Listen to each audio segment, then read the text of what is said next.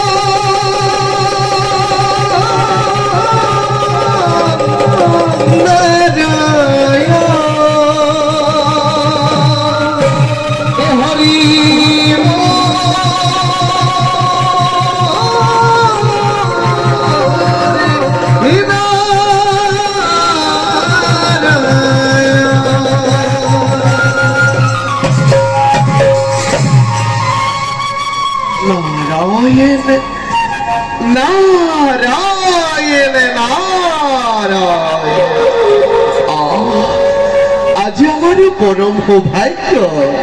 স্বয়ং লক্ষ্মী নাৰায়ণ দুয়োৰে যুগল মূৰ্তি আজি লভিলো দৰ্শন হে বিশ্ব ব্ৰহ্মাণ্ডৰ গৰাকী হে কৰুণাময়ী জগত জননী উভয়ৰে চৰণত এই নিখিল নাৰদৰ হত সহস্ৰ কোটি প্ৰণিপাত কৰিবা গ্ৰহণ তথাস্তু প্ৰভু সময়ত মই ধৰা ধামত স্থাপিত ধৰ্ম অতি শীঘ্ৰে অত্যাচাৰীসকলক নিধন কৰি ধৰিত্ৰীৰ ভাৰ মই কৰিম লাঘৱ কিন্তু প্ৰভু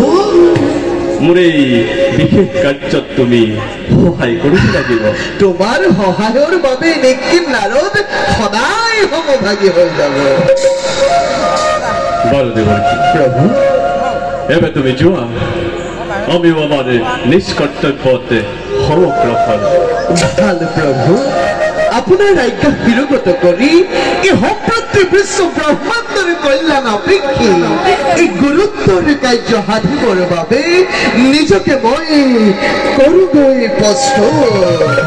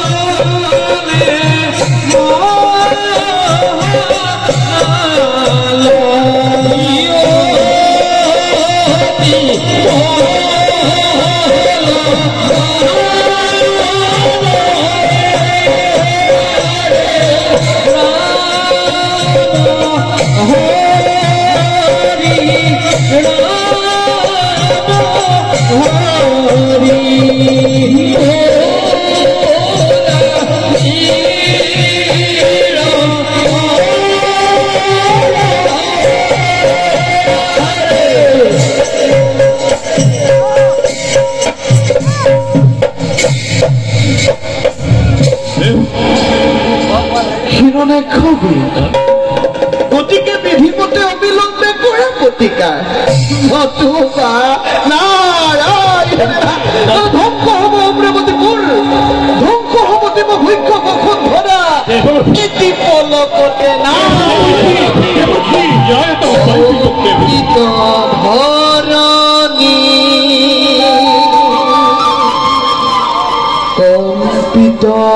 জননী কম্পিত দেৱগণ আজি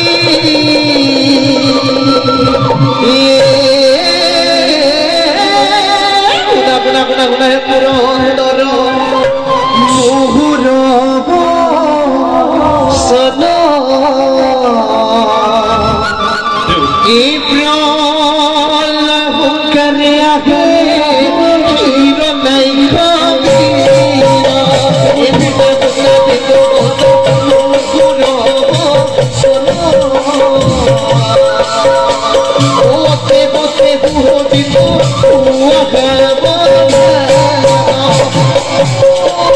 যদিহে কৰিব নোৱাৰা তেতিয়া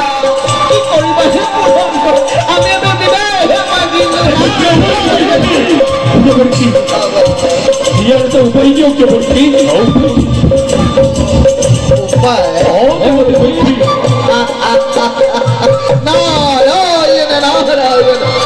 পুৰন্দৰ আৰু অমূল মণ্ডলী মই সেইটো পদে এ হৰিত হৰণ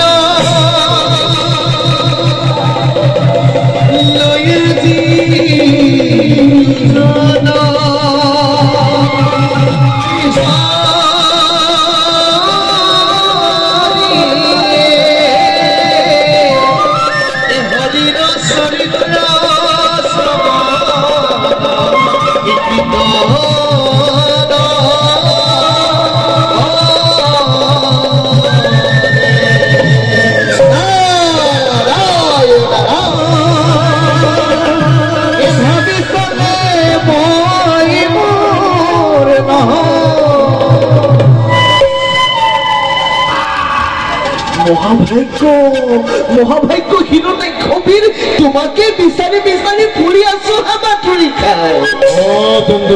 নকৰিব পালনে কিবা সম্ভৱ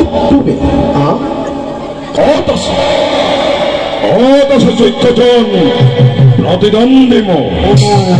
ক'ত আছে সেই ফেৰণ নাৰায়ণ আৰু ক'ত আছে সেই পলৰীয়া আপোনাদের হিরণ্যাক্ষবীর সংক্ষেপতে ও নারায়ণ কম্পমান আছে তোমার নাম কম্পমান তোমার নাম দেবতা দেবতা ভক্তিহীন আজি পথর ভিক্ষারী তোমার নামত সকলো দেবতা আজি সপমে ঘড়ি পনে পনে কৰিছে ভ্ৰমণ কিন্তু হিৰণ্যাক্ষবীৰ ক'ত আছে পলৰীয়া দেৱতা ক'ত আছে ভীৰু নাৰায়ণৰ কালৈ ক্ষয় কৰিব নালাগে দেখিলো স্বচক্ষে যে বীৰেন্দ্ৰকে খৰি যুদ্ধ লাগে বুলি ত্ৰিভুৱনে কৰিছে ক'ত আছে হিৰণ্যাক্ষ বুলি বিৰাম কৰিছে কৰ্য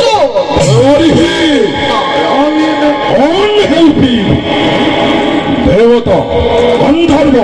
তিনমাতৰ পৃথিবী অকুতে জীবিত দিতেৰ নন্দনে হিৰণাক্ষৰে যদিও বা আহিছে প্ৰকৃততে মৃত্যুকেই বিচাৰি তথাপিও বলবীৰ্য দেখি তোমাৰে সমকক্ষবীৰ যেন হ'ল তোমাৰ নাজানো কি পৰা স্বৰূপে এনেহেনে মহাশক্তি কৰিছে ধাৰো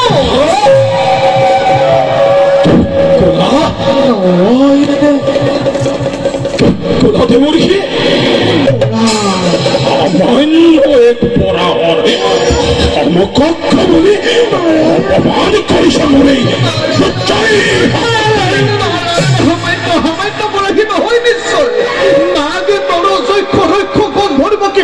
সকলোকে পৰাজয় কৰি নিৰ্ভয় মানে পাতালত কৰিছে প্ৰভে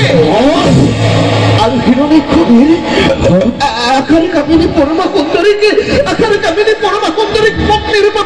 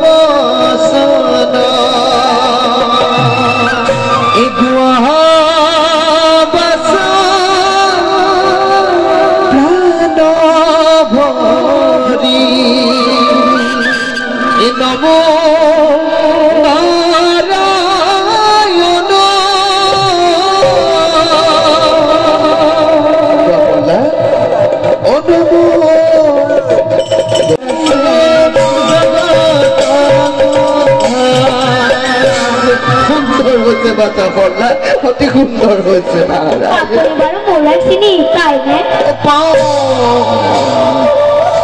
এই কথাটো কি হলে পড়লা কাৰণ যেতিয়া মই মাতৃৰ গৰ্ভত আছিলো তেতিয়া আপোনাৰ শুৱলা গীত মাত আৰু বিনৰ জংকাৰ শুনিছিলো মই চোন তোমাক কৈছোৱেই মই হলো দেখে বিদেশে ঘূৰি ফুৰা এজন সন্যাসী ফকীৰ কৰবাত